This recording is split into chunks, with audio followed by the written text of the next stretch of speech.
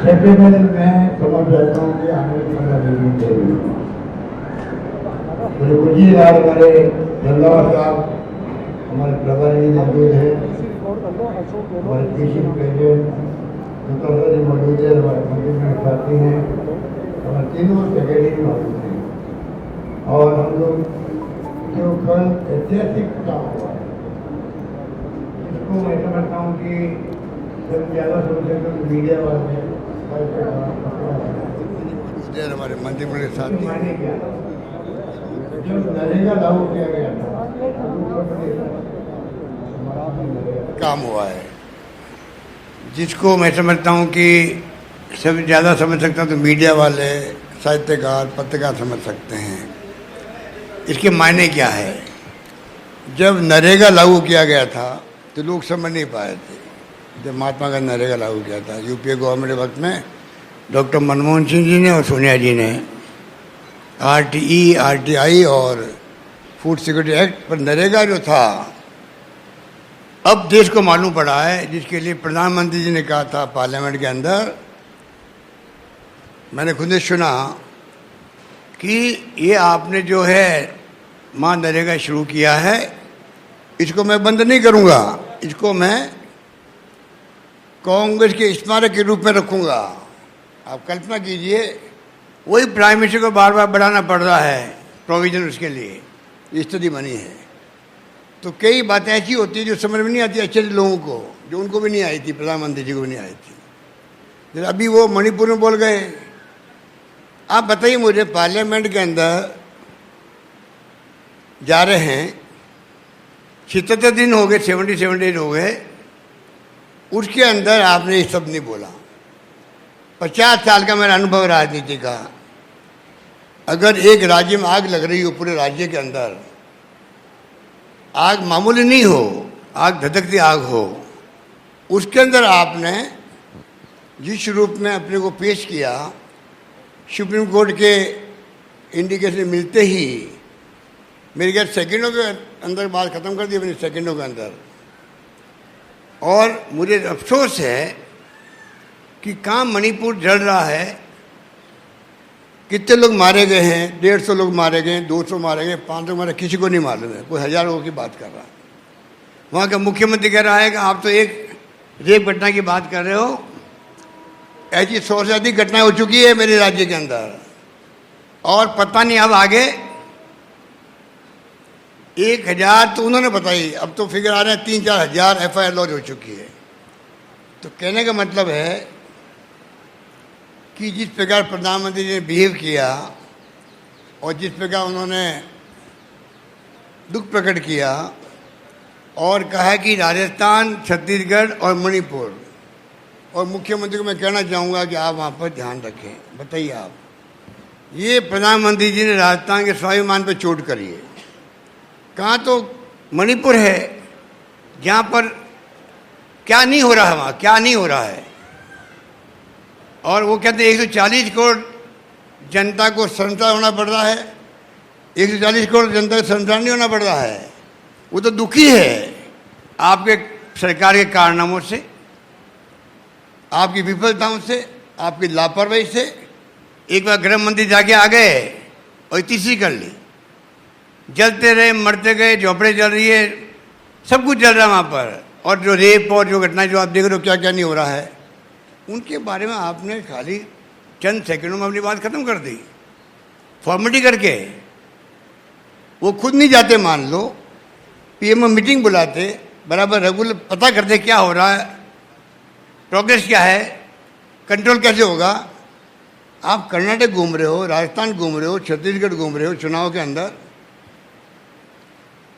ऐसा मैंने पहली बार अनुभव किया कि प्रधानमंत्री लेवल का एक गरिमा होती है, प्रधानमंत्री पद की बहुत बड़ी गरिमा होती है। हमारे ऐसा कि गर्व की बात होती है, हमारे देश के प्रधानमंत्री है, दुनिया के मुल्कों में जा रहे हैं, यहाँ जा रहे हैं, वहाँ जा रहे हैं। वो आदमी, मणिपुर हमारा राज्य है, ये नहीं बोलना चाहिए। उनकी सरकार है, उनकी सरकार है। अगर वह कांग्रेस सरकार होती तो आप कल्पना कीजिए वो क्या क्या बोलते। तो कहने का मतलब कि ये बातें भी देश में हो रही है जो बहुत दुखद है। मैं जो आज आपके सामने पेश हुआ हूँ, आपको मैं तकलीफ़ दी है मैंने, वो मैंने विशेष जो कल एक्ट पास हुआ है वो हमारे लिए इतिहास बन गया। नरेगा की बात मैंने छेड़ी है कि नरेगा राइट टू नरेगा दिया है देश को 4 कानून बना के, विशेष सोनिया गांधी ने और मनमोहन सिंह जी ने। आज़ादी के बाद में पहली बार किसी सरकार ने अधिकार आधारित युग की शुरुआत करी है। उसका लाभ क्या मिल रहा है आप सोच सकते हो, कल्पना कर सकते हो। पूरे देश के अंदर बच्चों को 8वीं तक की शिक्षा फ्री प्राइवेट स्कूलों के अंदर। आपको मालूम होगा, खुशी होगी, राजस्थान सरकार ने 8वीं से 12वीं कर दी है। राजस्थान के पहले गवर्नमेंट देश के अंदर जिसने 12वीं तक भी हमने कर दी है। फूड सिक्योरिटी एक्ट लागू है, राजस्थान लागू हमने 2 रुपये की बजाय 1 रुपये किलो गेहूँ कर दिया था उस वक्त में भी। हम तो वो फॉलो कर रहे हैं जो कि वहाँ पर फैसले हुए थे। पर कहने का मतलब ये है कि समय आ गया है कि आप इस गुरु बनने की बातें कर रहे हो, पहले घर को संभाल लो। जो हमारे देशवासी हैं भूखमरी के शिकार हैं, कुपोषण के शिकार हैं,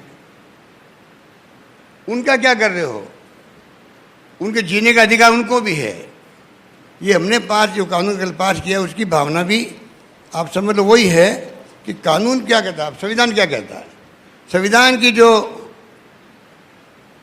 भावना, राज्य की नीति निर्देशक डायरेक्टिव प्रिंसिपल जो हमारे हैं उसमें कहते हैं समान न्याय और निःशुल्क विधिक तत्व नंबर 1, कुछ दशाओं में काम, शिक्षा और लोक सहायता पाने का अधिकार और कर्मकारों के लिए निर्वाह मजदूरी आदि।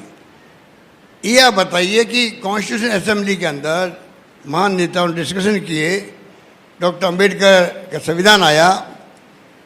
आज समय आ गया कि हम मांग क्यों करें बार बार। आप लोग गवाह इस बात के, मैं कई बार कह चुका हूँ कि मैंने प्रधानमंत्री को पत्र लिखा है, रिक्वेस्ट करी है कि 4 कानून बनाए मनमोहन सिंह ने, 5 आप बनाइए। राइट टू सोशल सिक्योरिटी, उसमें सब बात आ जाएगी, सब बातें आ जाएगी। पेंशन भी आ जाएगा, गारंटी मिले लोगों को। वो वक्त आ गया कि आप सोशल सिक्योरिटी का नाम दीजिए, उस अम्ब्रेला के अंदर तमाम बातें आएगी। उससे हर परिवार देश का, अब कई बार कई गलतियाँ होती, छूट जाते हैं, कहीं आते हैं कहीं नहीं आते, कि जब मालूम नहीं पड़ती है।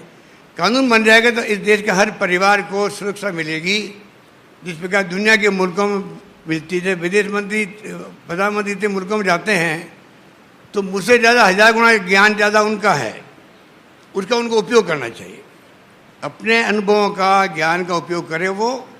और जो दुनिया के मुल्कों में सोशल सिक्योरिटी लागू, चाहे जर्मनी है, चाहे वो इंग्लैंड है, अमेरिका है, जो भी है, यूरोपियन कंट्रीज है, उनका अध्ययन करवा ले। उसके बाद में इस देश के लिए जब 140 करोड़ की बार बार वो बात करते हैं, 140 के आंकड़े उनको पक्के याद हो गए हैं, तो क्यों नहीं वो जो है उसी ढंग का जो हम संभव हो सकता है वो यहाँ एक्ट लागू करें, सोशल सिक्योरिटी। मेन बात ये है। और वही भावना जितनी हम कर सकते हैं, जितनी हमारे स्थिति है राज्यों की, उसके हिसाब से हम आगे बढ़ते जा रहे हैं। पहले मैंने इंदिरा गांधी के नाम से शहरी रोजगार योजना चालू करी। देश में 1-2 राज्यों में मुश्किल जो होगी, उनका अनुभव हमने लिया। आज हम जो एक्ट लाए हैं महात्मा गांधी के नाम से, मिनिमम इनकम गारंटी एक्ट, उसके अंतर्गत जो आज 100 दिन का रोजगार तो नरेगा में है, 25 दिन की गारंटी हमने दी है, नंबर 1। नंबर 2, शहरी रोजगार योजना बनाई हमने इंदिरा गांधी के नाम से, उनमें 25 दिन का 125 दिन पूरा हम दे रहे हैं उसके लिए, तो शहरों के लिए तो। और पेंशन मैंने 1000 रुपये कर दिया अभी मिनिमम, और 15% बढ़ेगा, प्रति वर्ष बढ़ेगा, वो प्रोविजन भी कर दिया। जैसे कोई सरकारी नौकरी में रिटायर होता आदमी तो उसको बढ़ोतरी होती है, हमने व्यवस्था कर दी है। ये हमने एक स्टेप उठाया है, उस दिशा में है। आने वाले वक्त में हम आगे बढ़ सकते हैं। जो मैं बार बार करता हूँ, सोशल सिक्योरिटी बात करता हूँ, हम यहाँ रुकने वाले नहीं हैं। हमारे घर सरकार आएगी तो हम चाहेंगे इस थीम को हम आगे बढ़ाएं और भारत सरकार पर दबाव बनाएंगे लगातार। हम चाहेंगे कि राहुल गांधी ने जो कहा था न्याय योजना 6000 रुपये वाली, वो योजना ही क्रांतिकारी थी। मैनिफेस्टो में सरकार हमारी नहीं बनी, अलग बात है, परंतु हम चाहते हैं कि सोशल सिक्योरिटी को लेकर के लगातार हम लोग इस बात को उठाएं जिससे कि बता सकें कि देशवासियों को और प्रदेशवासियों को इसकी ज़रूरत है।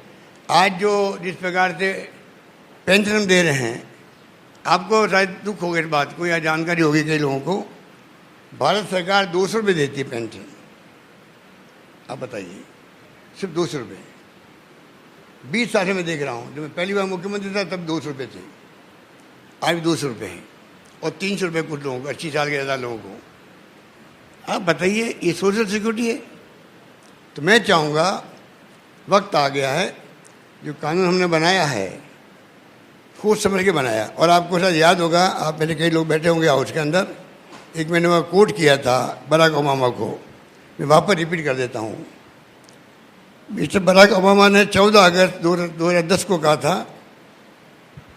कि 75 वर्ष पूर्व 14 अगस्त 1935 को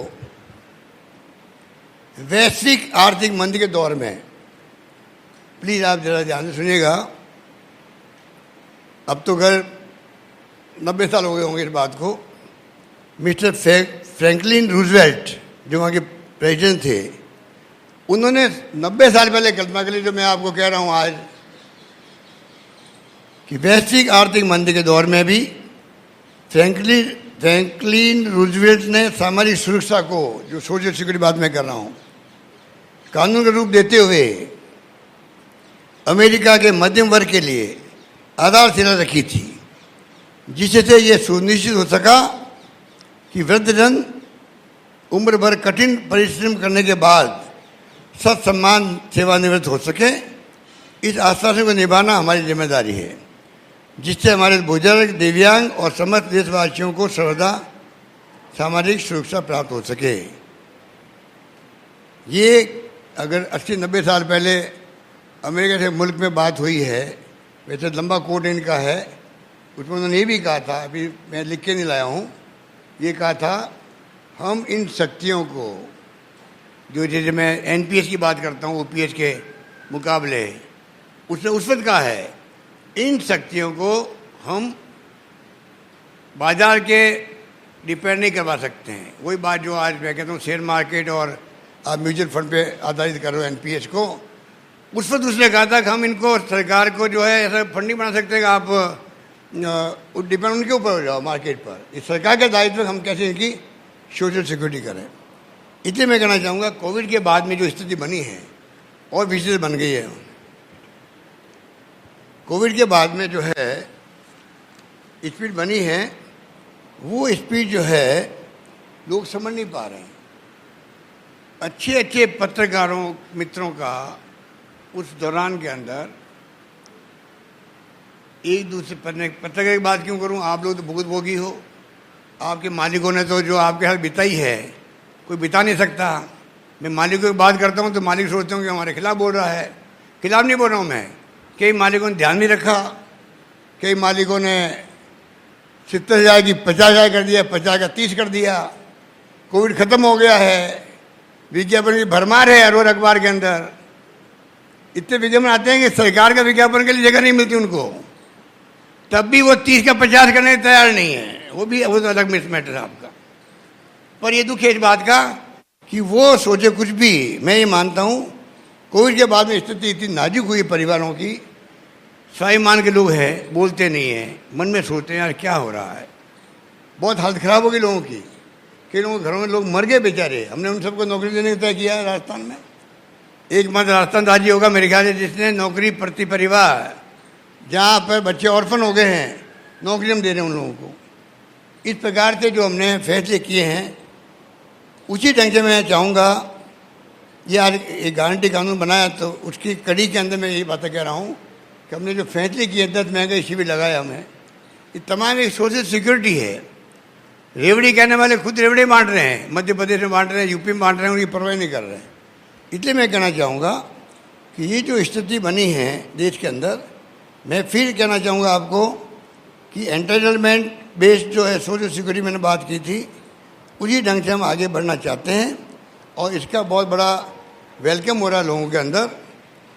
और मुझे पूरा उम्मीद है कि आने वाले वक्त के अंदर जो भावना संविधान की प्रेमबल में भी है, सबको समानता का अधिकार भी है, उसके अंतर्गत हम लोग इसको आगे बढ़ाएंगे। और मुझे पूरा विश्वास है कि जिस प्रकार हमारी योजनाओं का वेलकम हुआ अभी, वो आप सबकी जानकारी के अंदर है। राजस्थान वो राज्य देश के अंदर है जिसने सबसे पहले राइट टू इन्फॉर्मेशन दिया था एक्ट। आप लोगों को याद होगा कई लोगों को, राइट टू इन्फॉर्मेशन एक्ट जो बना है भारत सरकार का, उसकी शुरुआत राजस्थान से हुई है। नंबर 1 राइट टू हेल्थ बना है, एक्ट बना है, देश में नंबर 1 मात्र राजस्थान राज्य है। राइट टू हेल्थ कोई क्रांतिकारी काम है, जिनके घरों में 5 लाख 10 लाख 15 लाख खर्च हो रहे हैं और उनका फ्री इलाज हो रहा है, वो जानते हैं कि इसका क्या फ़ायदा मिल रहा है। तो आप सोच सकते हो दूसरा कानून भी हमने बनाया है यहाँ पर। और तीसरा ये कानून जो बन रहा है मिनिमम इनकम गारंटी का, ये भी राजस्थान ने पहल करी है। तो राजस्थान एक प्रकार से प्रोग्रेसिव स्टेट है, क्योंकि 5 साल हमने कोई टैक्स नहीं लगाया, हमारी आर्थिक स्थिति हमने मजबूत करी है। कुछ आप सोच लीजिए कि अगर आर्थिक स्थिति मजबूत हमारी हुई है और उसको लेके हम आगे बढ़े हैं, उसका देख लीजिए कि हमारी वित्तीय स्थिति की बात बताना चाहता हूँ मैं आपको। रेवेन्यू हमारा बढ़ा 17% बढ़ा, 17% बढ़ा रेवेन्यू। और 5 बजट मैंने पेश किए, एक भी टैक्स नहीं लगाया। बीजेपी गवर्नमेंट के वक्त में फिस्कल डेफिसिट जो था, राजकोषीय घाटा, वो 9.25% था, अब वो 3.5% पे आ गया। ये बहुत बड़ी उपलब्धि हमारी है। केंद्र सरकार द्वारा भी जीएसडीपी जो है वो 4.35% के कर्ज लेने की सीमा रखी है। कहने का मतलब ये है, जिस प्रकार से हमने मैनेजमेंट के वित्तीय प्रबंधन किया है, और कई बार बात उठती है कर्जे की बात उठती है, कर्जा बढ़ गया है। कर्जा हर सरकार में बढ़ता है, भारत सरकार में बढ़ता है। भारत सरकार का कर्जा आप देखिए, जब यूपीए गवर्नमेंट की बजाय एनडीए गवर्नमेंट बनी थी तो 55 लाख करोड़ था, अब बढ़ के हो गया वो 1 करोड़ 60 लाख हो गया। 55 लाख का 1 करोड़ 60 लाख करोड़ कर्जा भारत सरकार पे हो गया। पर कर्जा लेने का पूरा कंट्रोल भारत सरकार पर है। कर्जा वहीं मिलता है राज्यों को, उतना ही मिलता है जितना उनकी कैपेसिटी होती है। हमारी कैपेसिटी जितनी है उतने वो अलाउ करते हैं। उनके बगैर मर्जी के हम 1 लाख का कर्जा नहीं ले सकते हैं। इसलिए तमाम physical deficit, physical revenue deficit, revenue surplus सब देख करके कर्जे मिलते हैं और उसमें हम परफेक्ट हैं।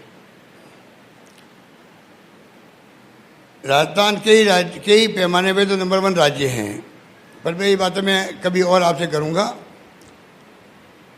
पर क्योंकि स्थिति ऐसी बन गई है, इतने घबरा गए हैं कि हमने जो परफॉर्मेंस की है उसके माध्यम से हम लोग पैरामीटर से ऊपर आ गए। अब ये बीजेपी वालों के पास कहने कुछ है नहीं, तो जो रटी रटी बातें हैं इनकी है। हर राज्य में जो विपक्ष बोलता है, हर राज्य में विपक्ष बोलता है करप्शन बहुत बढ़ गया है, महिलाओं पर अत्याचार हो रहे हैं, कानून व्यवस्था अच्छी नहीं है। रटे रटे बातें बोलने का एक प्रकार से उन्होंने, आप कहना चाहिए, धावा बोला है राजस्थान सरकार पर, क्योंकि कहने कुछ है नहीं। प्रधानमंत्री पर कहने कुछ नहीं है। यहाँ के नेताओं को जवाब देना पड़ता अमित शाह को और प्रधानमंत्री जी को, तुमने इश्यू क्या बनाया है। इश्यू जब नहीं बने कोई भी, तो वही बातें जो रेडी रही बातें हैं विपक्ष की, वो बातें बार बार बोल रहे हैं। उसका असर जो है जनता में कोई नहीं पड़ रहा है। ये कितने झूठ बोल लो भाई। आंकड़े एनसीआरबी के बताते हैं, वो झूठ बताते हैं। एनसीआर वाले आंकड़े हमारे पास में है, हम बता सकते हैं उनको, किसी को भी, कि एनसीआरबी आंकड़े बताएंगे कि किस राज्य में क्या स्थिति है। वो घुरा फिरा के बात कर रहे हैं। पर ओवरऑल जो है राजस्थान में स्थिति अच्छी है। हमने नवाचार किया, जो पुलिस के अंदर कंपल्सरी एफआईआर करी, उसका इम्पैक्ट पूरे देश के अंदर है। मैं पूछना चाहूँगा मोदी जी से और इनके नेताओं से कि भाई आप ये बता दीजिए अगर हमारा प्रयोग अच्छा है, एफआईआर का अगर कोई थाने में जाए, थानेदार उसको भगा दे, कांस्टेबल भगा दे, अच्छे से लोग नहीं जाते थाने के अंदर, बेइज्जती कौन करवाएगा जाकर के वहाँ, ये स्थिति होती है। और यहाँ पे जो है हम लोगों ने कहा कंपल्सरी होगी, चाहे संख्या बढ़ रहा हो, उसकी संख्या बढ़ी है तो उसका दुरुपयोग कर रहे हैं हमारे खिलाफ में। हमने कहा एसपी ऑफिस में एफआईआर हो गई, थाने में नहीं हुई तो एक्शन होगा, थानेदार के खिलाफ होगा, वो हो रहे हैं और नौबत नहीं आ रही अब तो ये जो नवाचार हमने किया उससे हमारी तफ्तीश की टाइम बहुत कम हो गई। मैंने पहले बताया आपको कि 7 दिन से मेरे ख्याल से 7 दिन हो गई होगी। जो कोर्ट से के आदेश होकर आते थे 173 के अंदर बहुत कम हो गए। तो जो हमने नवाचार किया वो तो अलग है, और बदनाम करने के लिए, झूठे बदनाम करने के लिए इनके रोज़ मीडिया से बात करते हैं, रोज़ मीडिया से बात करते हैं और उसी रूप में ये लोग जनता गुमराह करने का अभियान चला रखा है रोज का। वो कौन सा इन्होंने नारा दिया है, नहीं सही का राजस्थान। अब इनको पूछो कि हमारे तो इसकी में उनको तो वो वेलकम कर रहा है, आपको नहीं सहेगा, आपको नहीं सहने वाला है। तुमने इतना निकम्मापन दिखाया क्यों है आपने? 4.5 साल में आपको इश्यू नहीं बना पाए सरकार के खिलाफ में। जनता जवाब देगी इनको आने वाले चुनाव के अंदर। अब आप बताइए, प्रधानमंत्री जी 27 तारीख को आ रहे हैं सीकर के अंदर, और किसानों को 20,000 करोड़ रुपए दे रहे हैं किसान सम्मान निधि। मार्केटिंग की तो मैंने कह दिया आपको, मार्केटिंग में मोदी जी का मुकाबला कोई नहीं कर सकता। मार्केटिंग से चल रहा है मामला उनका। अब बताओ 20,000 करोड़ के लिए सीकर में पूरे देश भर के जो है किसान, उनको जो है डीबीटी करेंगे वो सिर्फ 20,000 करोड़ पे। संख्या पता नहीं कितनी है किसानों की, हैं 9 करोड़ लोगों को, 9 करोड़ लोगों को डीबीटी करेंगे वो। और आप देखो कृषि बिजली की हम सब्सिडी दे रहे हैं राजस्थान के अंदर, खाली एक योजना की कृषकों को, वो 20,000 करोड़ की है। आप कल्पना कीजिए क्या मार्केटिंग कर रहे हैं वो। हम 1 करोड़ लोगों को पेंशन दे रहे हैं 12-13 हज़ार करोड़ रुपए लगा करके। तो कहने का मतलब है कि जो मैं बार बार बोलता हूँ, इनकी कथनी में करने में अंतर है। हमारी जो योजनाएं हैं सरकार की और जो हमारे फैसले हैं, उससे घबरा करके इन लोगों ने ये तय किया कि इस प्रकार सरकार को बदनाम करें, उसी में लोग लगे हुए हैं। और मुझे उम्मीद है कि जिस प्रकार का माहौल बना है राजस्थान के अंदर, उससे घबरा करके बौखला गए हैं। और इसीलिए इनके पास पूरी कैबिनेट है, प्रधानमंत्री जी, रक्षा मंत्री जी आ गए हैं। प्रधानमंत्री 6ठी बार आ रहे हैं मेरे ख्याल से सीकर के अंदर, 5वीं-6ठी बार आ रहे हैं। और साथ में आपके अमित शाह जी, नड्डा साहब आते ही हैं जो भी शुरुआत के लिए। बाकी नेता लोग बोल ही रहे हैं, और राजस्थान के नेताओं की तो वही रटे बातें होती है, झूठे आरोप लगाने में मास्टरी इन लोगों की। इसलिए मैं कहना चाहूँगा कि ये हमारा जो बिल है, इसके अंदर आने वाले वक्त के अंदर पूरे प्रदेशवासियों की नया विश्वास पैदा होगा। चाहे हम शहर में रहते हैं, गांव में रहते हैं, कोई व्यक्ति हो जो काम मांगेगा, उसको 15 दिन में काम सरकार को देना पड़ेगा। अगर नहीं देगी, उसके लिए नियम बना रहे हम लोग। जैसे नरेगा के अंदर बने हुए नियम बने हैं, हम यहाँ नियम अपने बनाएंगे। नरेगा के अंदर है कि अगर आप काम मांगते हैं, नहीं देते हैं काम, सरकार नहीं दे पाती है, तो आपको 30% मिलता है 1 महीने तक घर बैठे हुए। और उसके बाद में काम नहीं मिलता तो आपको 50% मिलता है। ये कानून है भारत सरकार का। हम लोग उस पैटर्न पे कानून बनाएंगे, और कानून बनाएंगे नहीं, उस कानून का प्रचार प्रसार करेंगे, जिससे कि लोगों को मालूम पड़े कि कानून ये भी है। अभी कई गरीब आदमी होता है, अनपढ़ आदमी है बेचारा, ये उसका फ़ायदा उठा ही नहीं पा रहा हो। तो हम चाहते हैं कि ये कानून बनाया हमने, इसका एक्चुअल में लाभ मिले, उन गरीब तक मिले जिसके लिए कानून बना है। ये मैं निवेदन करना चाहता हूँ आपको। ठीक है, धन्यवाद। सुना मुख्यमंत्री अशोक गहलोत को प्रेस कॉन्फ्रेंस की जा रही है।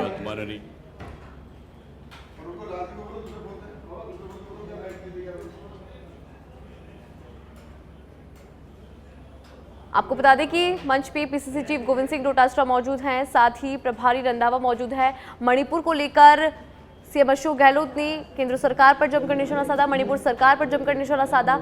सीएम अशोक गहलोत ने कहा कि मणिपुर जल रहा है, हिंसा में कई लोग मर गए और अगर मणिपुर में कांग्रेस की सरकार होती तो प्रधानमंत्री नरेंद्र मोदी पता नहीं क्या कुछ कह देते।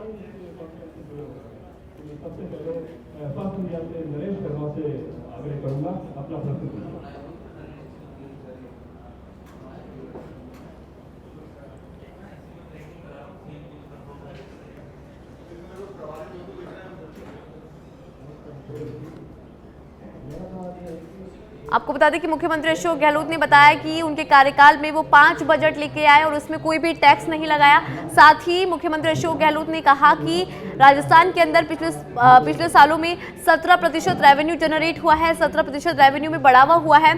साथ ही उन्होंने केंद्र सरकार पर जमकर निशाना साधा। उन्होंने कहा कि आरटीएच बनाने वाला राजस्थान पहला राज्य है, ये क्रांतिकारी योजना है और इससे सीख लेकर पूरे देश में आरटीएच लागू करना चाहिए। साथ ही उन्होंने केंद्र सरकार पर जमकर निशाना साधा। मणिपुर पर भी उन्होंने बात की।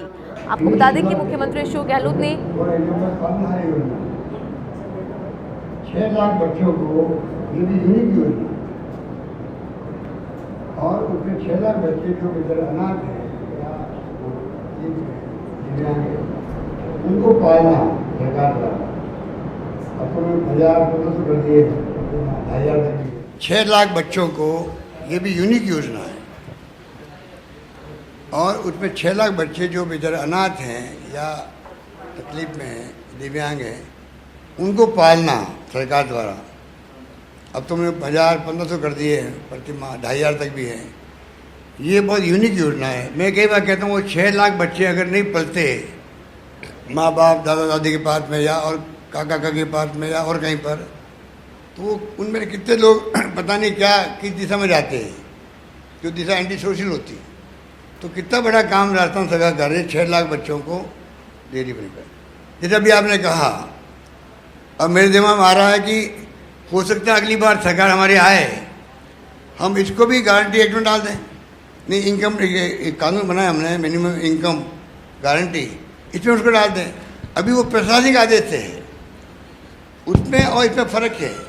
इसमें डालने के बाद में अधिकार बन जाता व्यक्ति का, उसका बेनिफिट लेने का अधिकार बन जाता है। इतना ही फ़र्क है। प्रशासनिक आदेश में आदेश से कई बार फिरते रहते बेचारे, पेंडिंग एप्लीकेशन पड़ती रहती है। गारंटी दे दो आप तो सरकार को फिर करना ही पड़ेगा उसको। इतना बड़ा फर्क है। हेलो, अगला रोहित परिहार इंडिया टुडे से। ये नरेगा के बारे में जैसे कई बार कहा जाता है कि इसमें अनप्रोडक्टिव वर्क में काफ़ी पैसा खर्च हो जाता है, तो आपकी ये जो मिनिमम इनकम स्कीम है ये नरेगा से कैसी डिफरेंट होगी? इसमें आपने कुछ एस्टिमेट लगाया कि कितने लोगों को कितना बेनिफिट हो सकता है?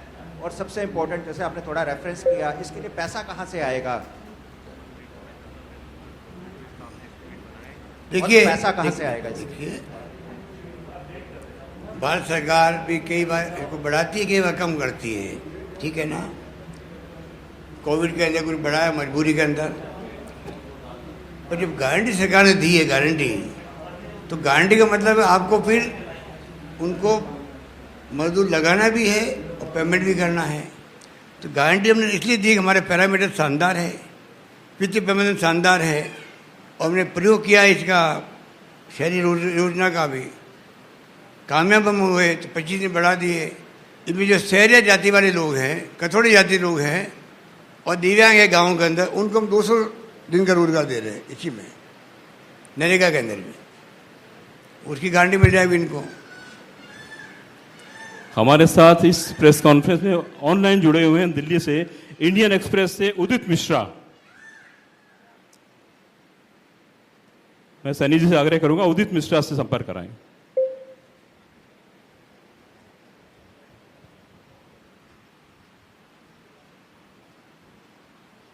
नमस्कार गहलोत जी, मेरा सवाल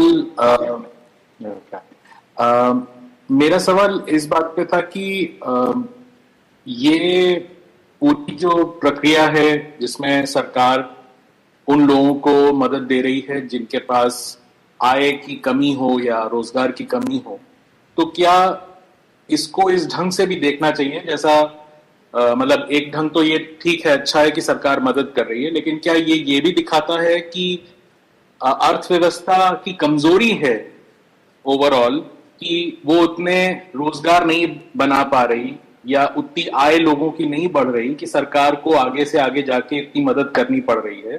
क्योंकि मेरा सवाल सिर्फ इस नजर से नहीं है कि सिर्फ राजस्थान का, मेरा सवाल इस नजर से है कि पूरे देश में क्या सिर्फ यही गारंटीज के हिसाब से चल सकता है, या ये दिखा रहा है कि हमारी अर्थव्यवस्था इतनी वीक है कि सरकारों को आगे से आगे आके इतना पैसा देना पड़ रहा है?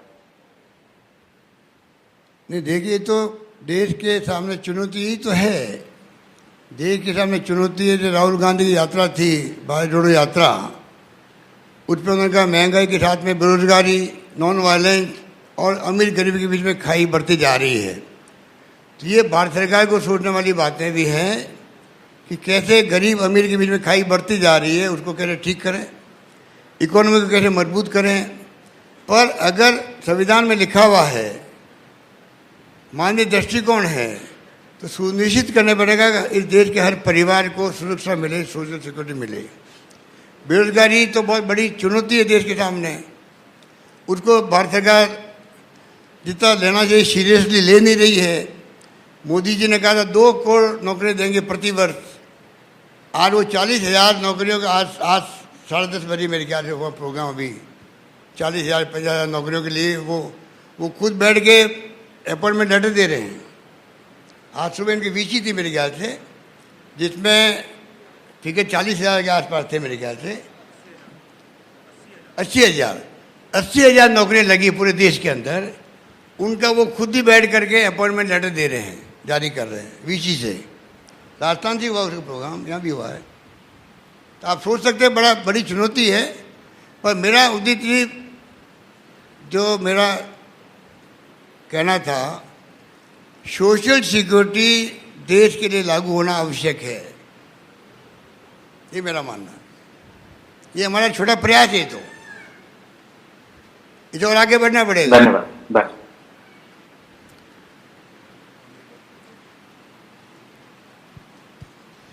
Thank you Udit ji.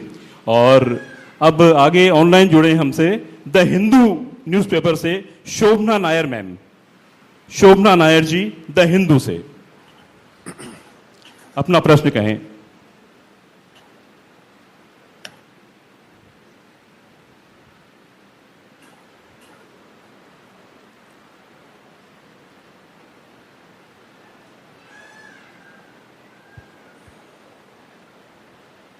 शोभना जी अपना प्रश्न कहें।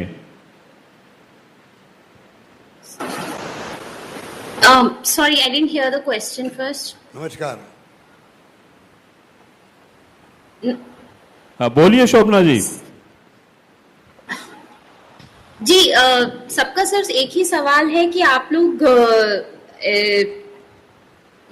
ट्रेजरी, आप लोग इसको फाइनेंस कैसे करेंगे? और बीजेपी का भी ये कहना है कि आप लोग काफी इस पे खर्चा कर रहे हैं, स्टेट ट्रेजरी इसको सपोर्ट नहीं कर पाएगी।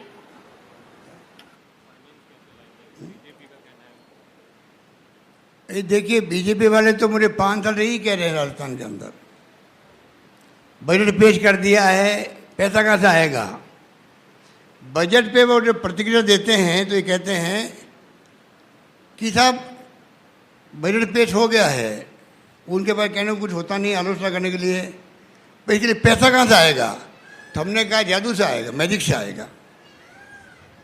और मैंने करके दिखा दिया मैजिक।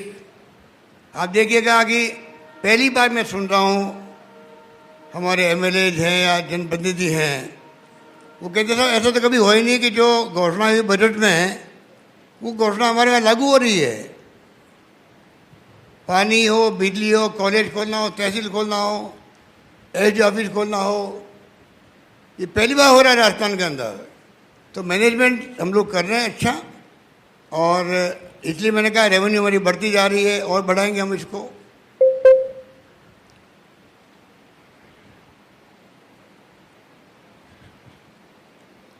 मैंने आपको कहा कि रेवेन्यू थोड़ा मैंने बढ़ा, मैंने कहा था आपको। अच्छा, और अब ये शायद आपको मालूम होगा कि जो हमारी जो आर्थिक विकास दर है, हम देश में नंबर 2 पे हैं। नंबर 1 पे आंध्र प्रदेश, वो तो आपको मालूम ही है, 11.4%, और नंबर 2 हम लोग 11.04%, जो आपने कहा। इसलिए आप निश्चिंत रहें, हम लोगों ने अगर ये कदम उठाया है, सोच समझ के उठाया है। Thank you ma'am. और अगला प्रश्न सचिन सैनी, हिंदुस्तान टाइम्स।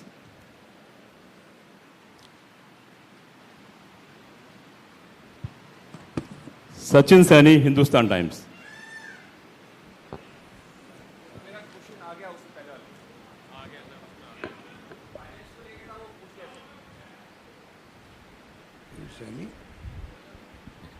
मैं नीरज शर्मा, अमर उजाला से। सर, कल ही मंत्री राजेंद्र गुड़ा का उन्हें बर्खास्त किया गया, राजेंद्र गुड़ा को।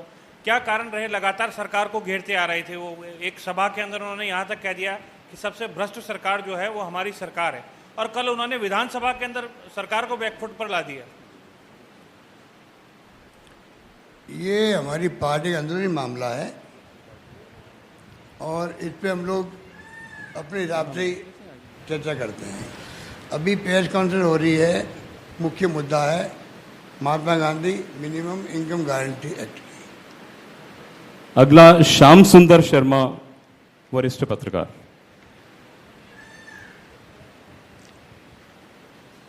हेलो सीएम साहब, क्योंकि राहुल गांधी ने एक 72,000 रुपये सालाना देने की बात कही थी इलेक्शन में, और उसी के तहत आप उस गारंटी को इस बिल के माध्यम से देने की बात तो कर रहे हैं, लेकिन क्या ये कब तक लागू हो पाएगा? क्योंकि अभी गवर्नर के साइन होने, उसके बाद कितना टाइम दे पाएंगे? महीने भर, 2 महीने, फिर आचार संहिता लग जाएगी।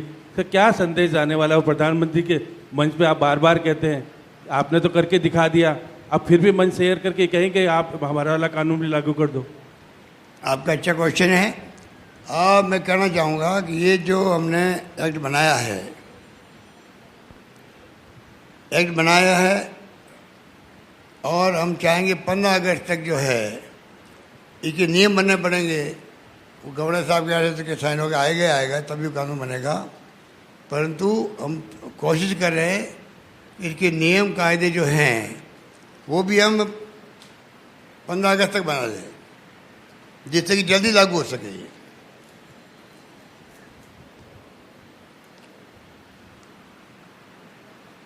अगला एक बात और मैं कहना चाहूँगा आपको मेरी तरफ से, ये जो नरेगा हो या हमारे जो इंदिरा गांधी शहरी रोजगार योजना हो या पेंशन हो, इससे जो इकोनॉमी है किसी प्रदेश की वो और मजबूत होती है। जितना पैसा हम देते हैं वहाँ पर खर्च होता है, उससे इकोनॉमी बहुत मजबूत होती है। मैं अभी गया था ट्राइबल एरिया के अंदर, तो मैंने सुना, मुझे बहुत आश्चर्य हुआ।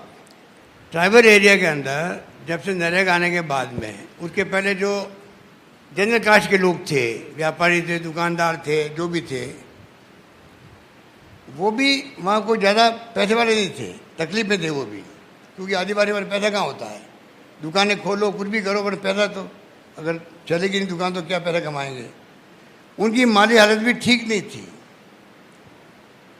वहाँ के लोगों का कहना साहब, जब से नरेगा आया है, जब से यूपी गवर्नमेंट ने लागू किया इसको, उसके बाद में पूरा सीनियर बदल गया गाँव का अंदर। दुकानदार भी, जनरल कास्ट वाले भी, क्योंकि ट्राइबल वालों के स्कीम चलाती, सरकार चलाती, स्कीमें चलाती वेलफेयर के लिए, पर जनरल कास्ट के लिए कोई स्कीम होती नहीं है। परिवार में खर्चे, उनके भी खर्चे होते हैं, कोई बहुत बड़े अमीर तो होते नहीं वो लोग, दुकानदार, छोटे दुकानदार भी, वो भी बड़े वहाँ पर खुशहाल हो गए हैं। तो जितना हम पैसा खर्च करेंगे गरीबों के लिए, वहाँ पर खर्च होगा, उससे इकोनॉमी मजबूत होती है। बाबूलाल धायल, न्यूज 18।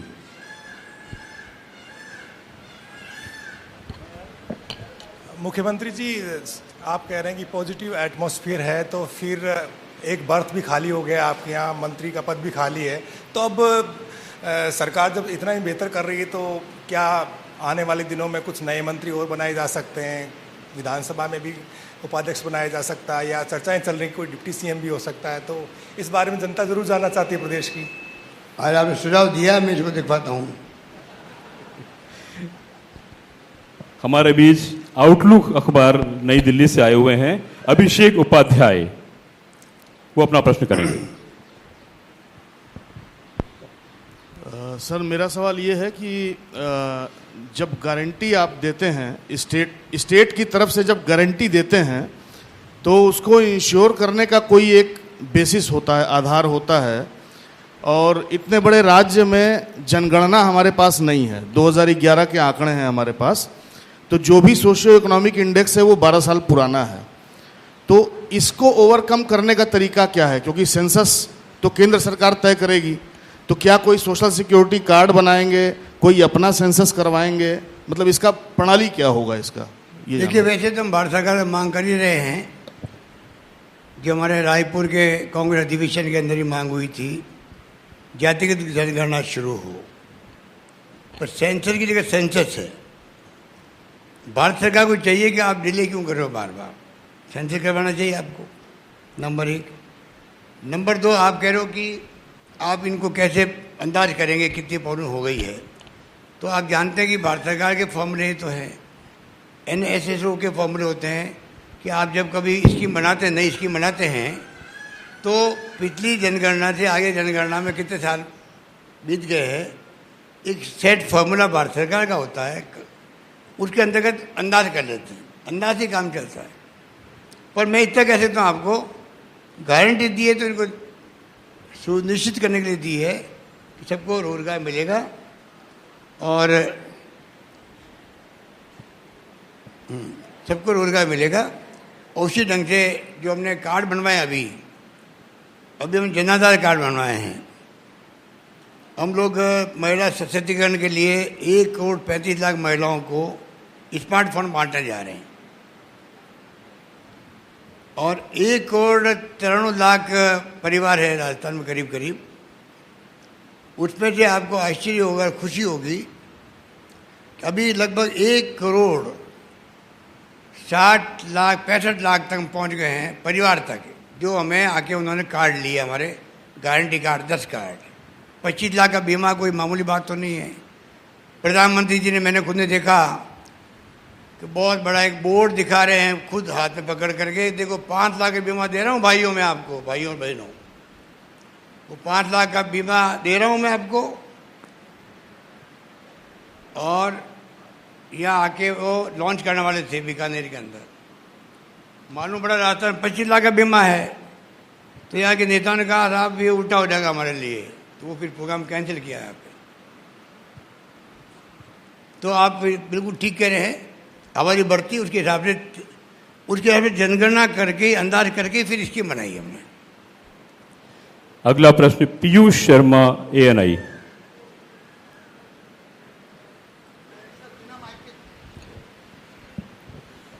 सर, पिछले कुछ दिनों से क्योंकि आपकी योजनाओं को लेकर जो प्रचार प्रसार आप लगातार कर रहे हैं, जनता के बीच जा रहे हैं विभिन्न कैंपों के जरिए, नहीं वो सवाल मेरा वही है सर। लेकिन पिछले कुछ दिनों से चूंकि सरकार के लीडर मुखिया आप CMR में है पांव की चोट के कारण, तो जो माहौल बना था पिछले 15 दिन पहले या 20 दिन पहले, उसके बाद ये माहौल आगे बढ़ पाया? आपने तो पूछा नहीं चोट लगी कैसे। चलो ठीक है, बोलो। तो क्या वो उस माहौल में कुछ कमी आई है पिछले 15 दिनों में, यदि बात की जाए जब से आप कोई कमी नहीं आई है। ये तो मेरे लिए गर्व की बात है। मैं 20 दिन से घर बैठा हुआ हूँ, लगातार दौरे कर रहा था। मैं VC के माध्यम से जुड़ रहा हूँ लोगों से, और लोगों के संदेश मेरे पास जो आ रहे हैं, सोशल मीडिया में आ रहे हैं, उससे मुझे इस बात की खुशी भी है और गर्व भी है कि राजस्थान की जनता ने कांग्रेस पे भरोसा किया इस बार। 5 साल से जो कांग्रेस, प्रदेश कांग्रेस कमेटी में प्रस्ताव पास होते हैं, अधिवेशन होते हैं, हम उनको इम्प्लीमेंट करते हैं। उसका नतीजा है कि हमारी स्कीम में, मैंने पहले कहा आपको, आप खुद भी अनुभवी ये मालूम कर सकते हैं कि जो मैंने वादे किए हैं बजट में, आज 90% बजट अगर पूरा हो जाए तो बहुत बड़ी बात होती है। तो हम लोग इस मामले में सौभाग्यशाली भी हैं जो घोषणाएं हो रही है वो लागू भी हो रही है। सर एक और मेरा प्रश्न है, चूंकि राजस्थान में अब चुनाव नज़दीक है, कई मुद्दे हावी रहते हैं, चुनावी मुद्दे भी रहते हैं राजस्थान में। एक बड़ा मुद्दा जिसको बीजेपी और विपक्षी दल लगातार उठा रहे हैं वो बिगड़ती कानून व्यवस्था का है। चूंकि आपकी तरफ से लगातार बताया जा रहा है कि जो पंजीकृत FIR है उसको अनिवार्य कर दिया है, उसके कारण आंकड़े बने हैं। तो क्या कांग्रेस पार्टी के लीडर्स के पास इन आरोपों को लेकर कोई एक रणनीति है, क्योंकि लगातार चुनाव में ऐसे आरोप प्रत्यारोप की सिलसिला चलता रहेगा?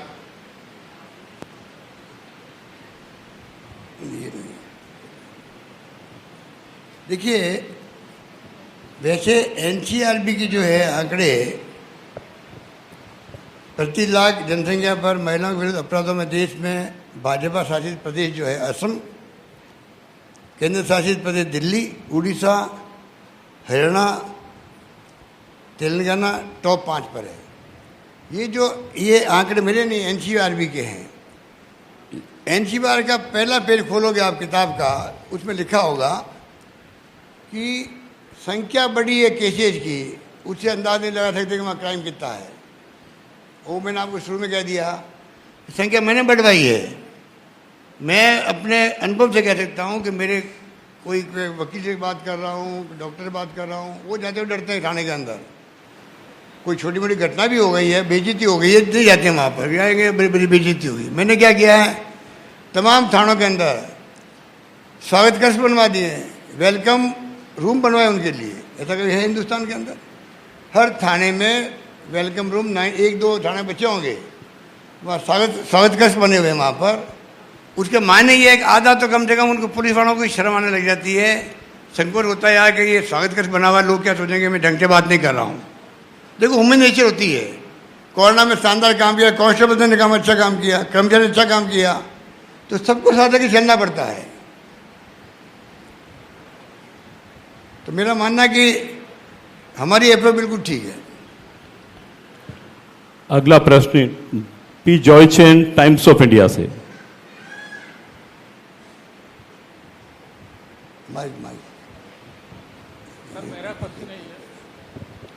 सर मेरा क्वेश्चन है ये, बीजेपी बोलता है आपने कानून वगैरह लेके आया, ये बहुत लेट लेके आया, ये आपको तो क्या है, आपको नहीं करना, अगले आने वाला गवर्नमेंट को करना है, इसके बारे में यहाँ क्या बोलेगा?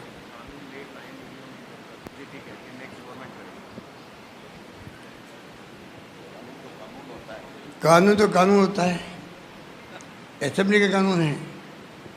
अब नरेगा को मोदी जी ने कहा स्मारक के रूप में रहेगा, खत्म कर पाएंगे क्या वो?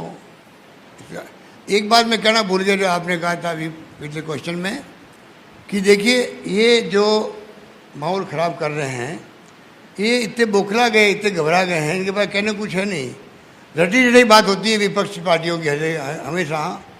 करप्शन बहुत है प्रदेश के अंदर, महिलाओं पर अत्याचार हो रहे हैं, शुरुआनी हो रही है, ये 2-3 बातें लगातार बोलते हैं लोग। बात वही बातें यहाँ बोलने जाने लग गई है। कॉन्क्रीट बात करो मुझसे आप, विकास में कहीं कमी रखी हम लोगों ने तो बताएं हमें भाई कि आपकी यहाँ पे कमी है तो हम उसको ठीक कर लेंगे। हम तो उनकी तरह अहम घमंड रखते नहीं हैं। हम तो कहते हैं हमारी आलोचना करो, जम के करो, पर तथ्यों के आधार पे करो। तथ्य आएंगे मेरे पास में, मैं समझूंगा पब्लिक इंटरेस्ट के अंदर भी मुझे ठीक करना चाहिए अपने आप को, मैं ठीक कर लूँगा अपने आप को। तो आप सुनिए आप इनका कि महिलाओं के दुष्कर्म के सर्वाधिक मामले मध्य प्रदेश के अंदर है और ये राजस्थान को बदनाम कर रहे हैं। मध्य प्रदेश किसके पास में है? बीजेपी के पास में है। हत्या, महिलाओं के विरुद्ध अपराध, अपहरण में उत्तर प्रदेश देश में सबसे आगे हैं। हत्याओं में, महिलाओं के विरुद्ध अपराध में और अपहरण के अंदर, किडनैपिंग के अंदर यूपी जो है सबसे आगे हैं। सबसे अधिक कस्टोडियल डेथ जो हुई है, कस्टोडियल डेथ, वो गुजरात में हुई है। वो कौन राज्य है? बीजेपी का राज्य है। नाबालिगों से बलात्कार यानी पॉस्को एक्ट के मामले में मध्य प्रदेश देश में पहले स्थान पर है, जबकि राजस्थान 12वें स्थान पर है। NCRB रिपोर्ट में 19 की तुलना में 21 में राजस्थान में महिलाओं के विरुद्ध अपराध कम हुए हैं। 19 की तुलना में 21 में कम हुए हैं, जबकि बीच में आपके वो हो गया था, कोविड के कारण लॉकडाउन हो गया था।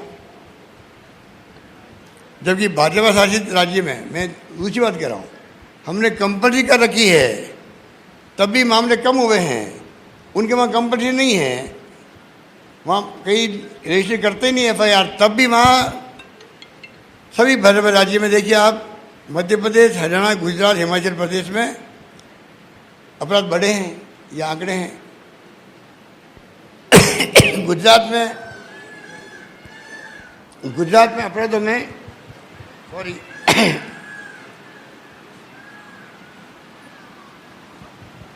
गुजरात में अपराधों में 69% की बढ़ोतरी, सुनिए आप। हरियाणा में 24% बढ़ोतरी, मध्य प्रदेश 20% बढ़ोतरी हुई है। राजस्थान में FIR की अनिवार्य पंजीकरण की नीति के बावजूद 21 में, वो तो मैंने बता दिया आपको कि तुलना में 5% अपराध कम हुए हैं, जबकि MP, हरियाणा, गुजरात, उत्तराखंड समेत 17 राज्यों और केंद्र शासित प्रदेशों में अपराध अधिक दर्ज हुए हैं। ये आंकड़े हैं। इसलिए ये जो जानबूझ के मुझे मालूम है, अब मीडिया वालों को चाहिए जम के उनकी बात को सपोर्ट करे, मुझे दिक्कत नहीं, सपोर्ट नहीं करे, उनकी बात तथ्यों पे है, क्योंकि मीडिया की जिम्मेवारी भी है वो देखे कि बोलने वाला क्या बोल रहा है, क्यों बोल रहा है। तो आप उनको अवश्य स्थान दें, पर तथ्यों को मालूम भी कर लें, वरना जनता गुमराह होती है। LL Sharma, Dainik Navjyoti.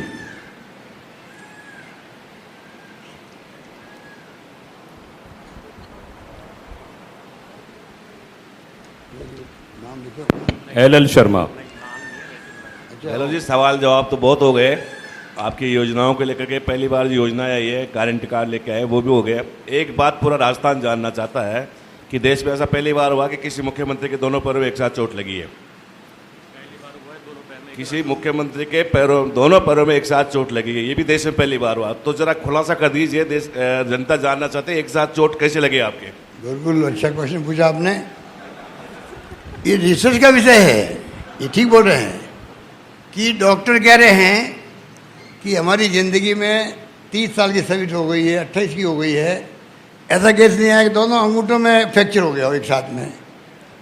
CT scan करवाने में गया तो CT स्कैन वाला कह रहा साहब कि आपकी जो बोन डेंसिटी मजबूत है, जो ऑस्टियोपोरोसिस होती है ओल्ड एज के अंदर हड्डियों का, क्या आपके वो उल्टा मामला, आपके तो हड्डी इतनी मजबूत है, डेंसिटी मजबूत है, फिर भी दोनों में फ्रैक्चर कैसे हो गया। ये बहुत रहस्य बना हुआ है, इसलिए मैंने पूछा आपको, आप मेरे हाथ पूछ ही नहीं रहे हो आप तो। मुख्यमंत्री जी, अगला प्रश्न हमजा खान, इंडियन एक्सप्रेस से।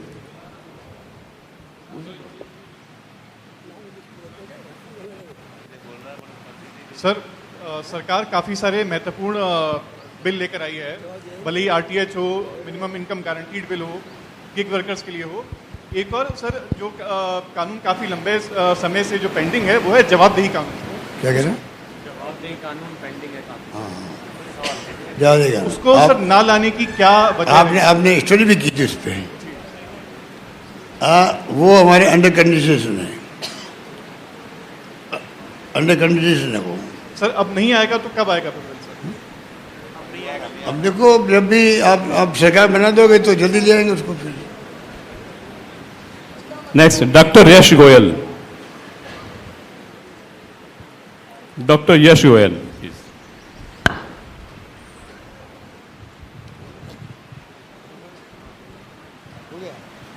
मुख्यमंत्री जी, अभी बेंगलौर में जो है इंडिया यूनाइटेड फ्रंट 26 लोगों ने बनाया, 26 पार्टियों ने यूनाइटेड होकर के इंडिया, और एक है NDA। तो इनके बारे में आपकी क्या राय है? उसके बारे में आपने कुछ नहीं बताया कि वो NDA पे बहुत जोर दे रहे हैं और हम इंडिया पे जोर दे रहे हैं आप लोग। तो राजस्थान में इसका क्या एप्लीकेशन होगा या नहीं होगा चुनावों में? क्या कह रहे हैं?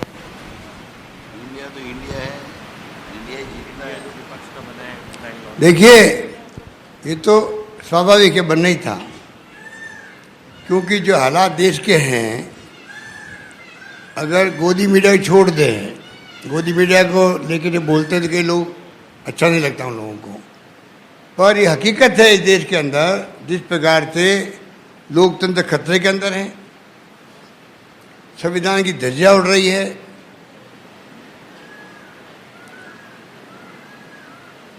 जब अगर आप 2 शब्दों में सब बता देते वैसे तो एक्सप्लेन करने की जरूरत नहीं है।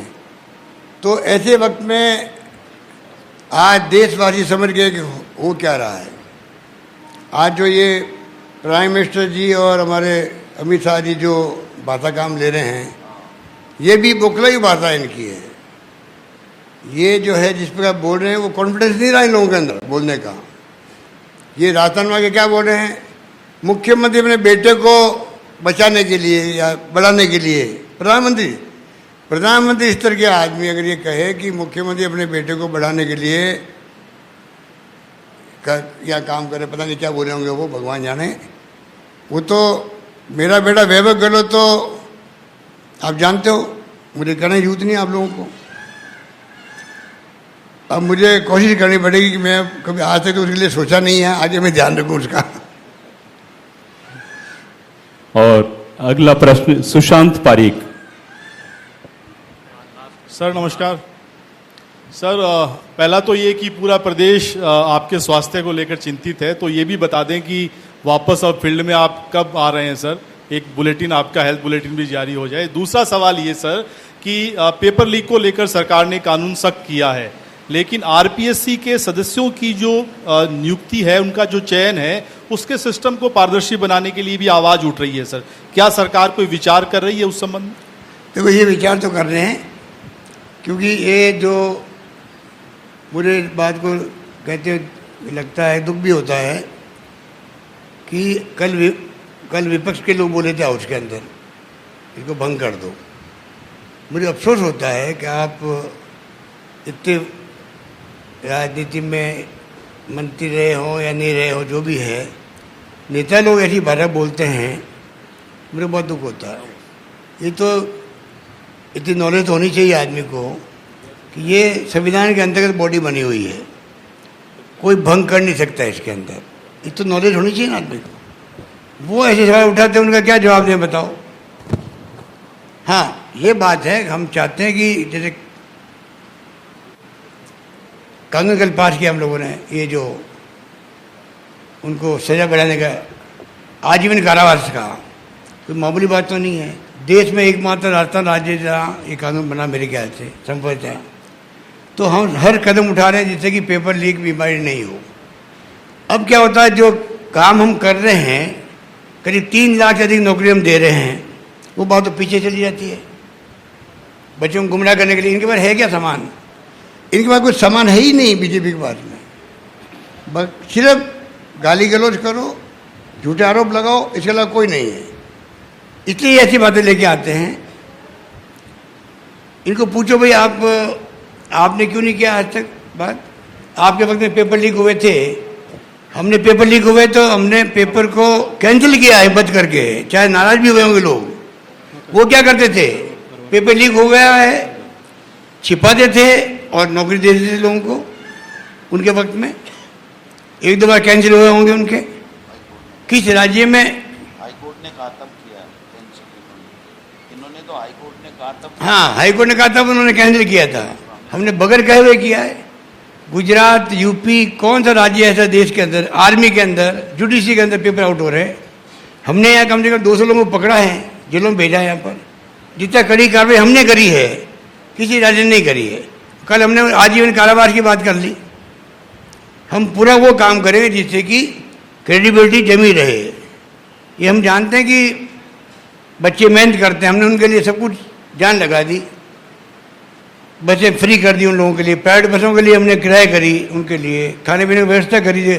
हिंदुस्तान में कहीं नहीं हुआ होगा। हमने रहने की व्यवस्था करवाई हमने कलेक्टर क्या करके, भाई 26 लाख बच्चे ज़्यादा हैं, ध्यान रखो इनका।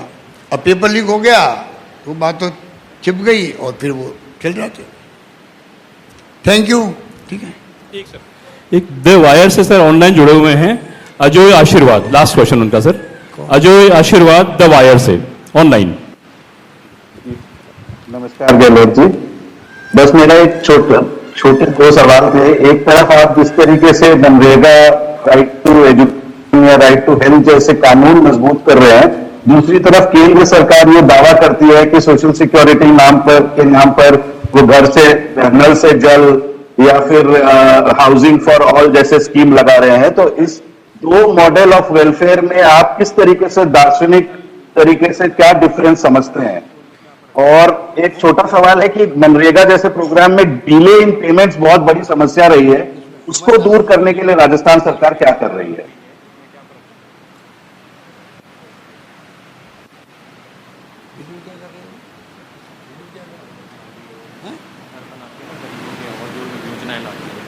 देखिए, वो योजनाएं जो है बीजेपी की योजनाएं तो वही है जो पहले यूपीए गवर्नमेंट की योजना, नाम बदल दिया उन लोगों ने।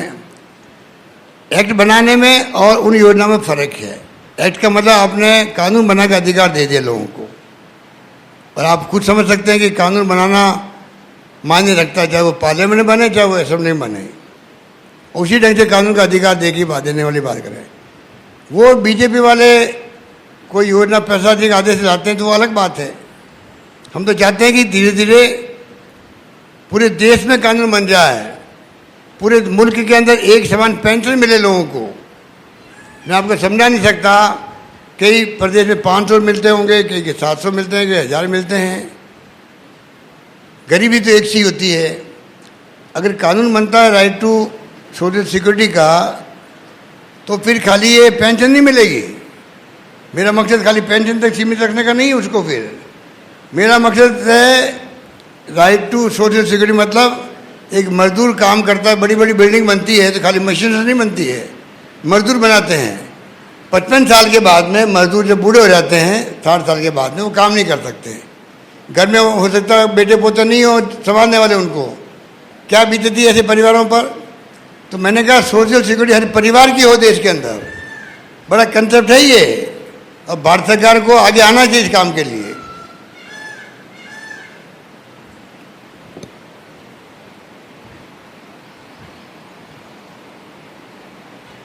हमारा तो पेमेंट भी जो है शहरी रोजगार योजना का भी ऑनलाइन है। भारत सरकार के यहाँ से पेमेंट देने में देरी होती कई बार, तो स्थिति हमने अच्छी कर रखी, इसलिए हमने ये कदम उठाए हैं। Thank you sir. आपके नेतृत्व में राजस्थान विकास और प्रगति की नई ऊंचाइयों का स्पर्श करता रहेगा इसी प्रकार। बहुत शुक्रिया सबका, बहुत धन्यवाद।